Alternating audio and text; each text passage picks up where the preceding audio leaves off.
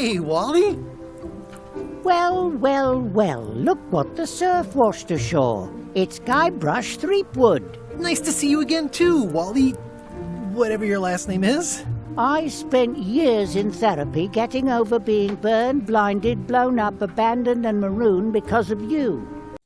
The Monkey Island franchise has been dormant for a long time, but in its absence, its legend has only grown.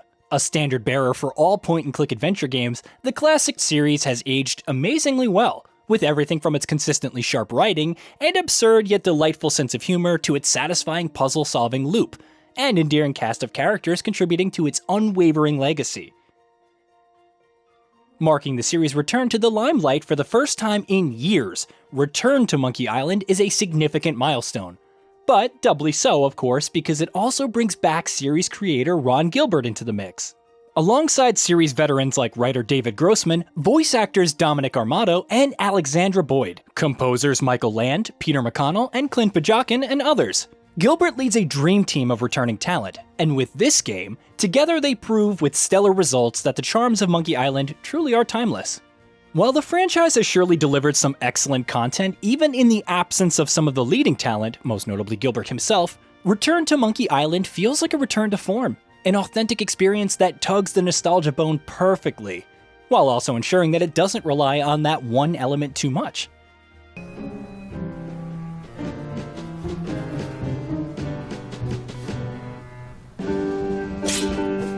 Hello, Swordmaster. Prepare to taste my blade, you washed-up hack. Striking a balance between nostalgia and self-sufficient modernity is no easy task, as we've seen time and time again with franchise revivals across all media more than a few times over the years. But Return to Monkey Island walks that tightrope with confidence. Returning characters, a soundtrack that would feel right at home in the series' early days, jokes and gags referring to major events and obscure instances from past installments, and, of course, a story that respects the canon. All of this comes together to make you feel like it's been no time at all since we last saw lovable protagonist Guybrush Threepwood and his cohorts.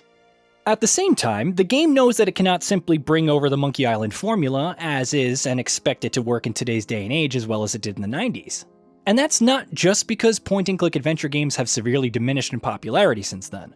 No, you can be damn sure that if a new adventure title released in 2022, with the same obscure puzzles, complete lack of hand-holding, and moments of frustration where you feel like you've been beating your head against the wall for hours, it would bomb spectacularly. Not to mention the fact that the internet has made a lot of that thoroughly obsolete. Return to Monkey Island is well aware of that, and it introduces smart quality of life improvements to iron out those kinks. The most fundamental of those is being able to play the game on one of two difficulties, and of which lowers the frequency of puzzles while also making them less challenging.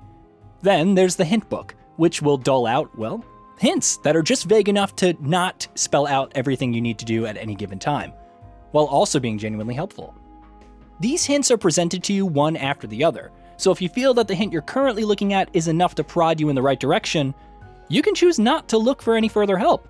Of course, for those who want no help whatsoever, the hint book is something that can be ignored entirely.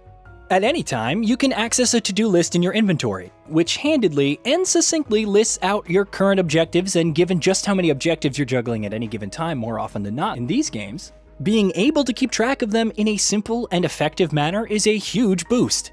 Finally, the controls too have been suitably modernized, and feel organic and easy to use for the most part.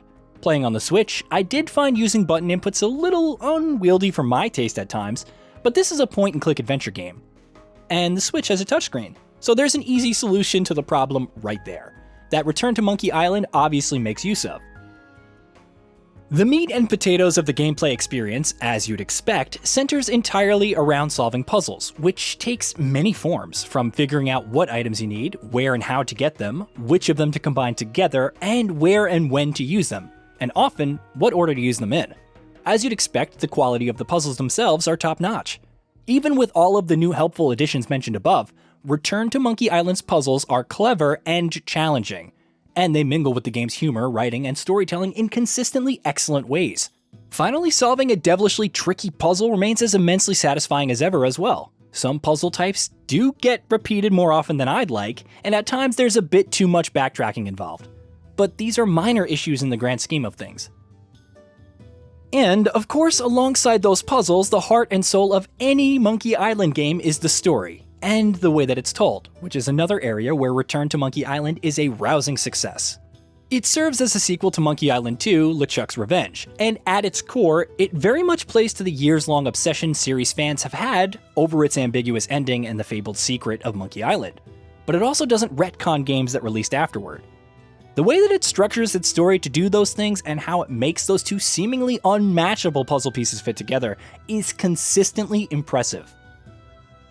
The writing, meanwhile, is as sharp as a razor's edge, which is how you know that it's a proper Monkey Island game at its core.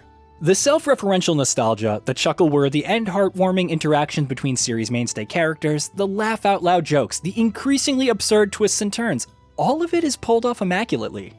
Getting humor right is no easy task. It's an incredibly subjective thing, and stories across all media have fallen flat on their face more than a few times in their attempts to do so. Return to Monkey Island, however, goes about it with confident ease, not unlike its predecessors. No, thanks. I'm not a sucker. What do I owe you? Maybe try it on first, before we discuss payment.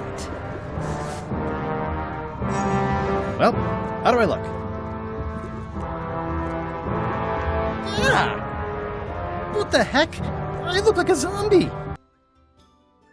The game's art style bears mentioning as well. Unfortunately, it's been something of a topic of controversy in the lead up to Return's launch, and not everybody has reacted to the new look kindly, given how radically different it looks from the older games. But it works. This is a gorgeous game with a vibrant, colorful, and eye-popping aesthetic, and everything from the detailed environments to the characters and how they animate to even the items in your inventory are beautiful to look at, and, much like the rest of the game, brimming with charm and personality. Given how easy it was for Return to Monkey Island to go disastrously wrong, it would very honestly be tempting to call it nothing short of a miracle that it is as amazing as it is. But honestly, that would be doing a disservice to Ron Gilbert, and the team that he's assembled, and the incredible work and passion they've all put on display here. They have all come together to deliver what mostly felt truly impossible at this point in time. A true, new, modern Monkey Island game.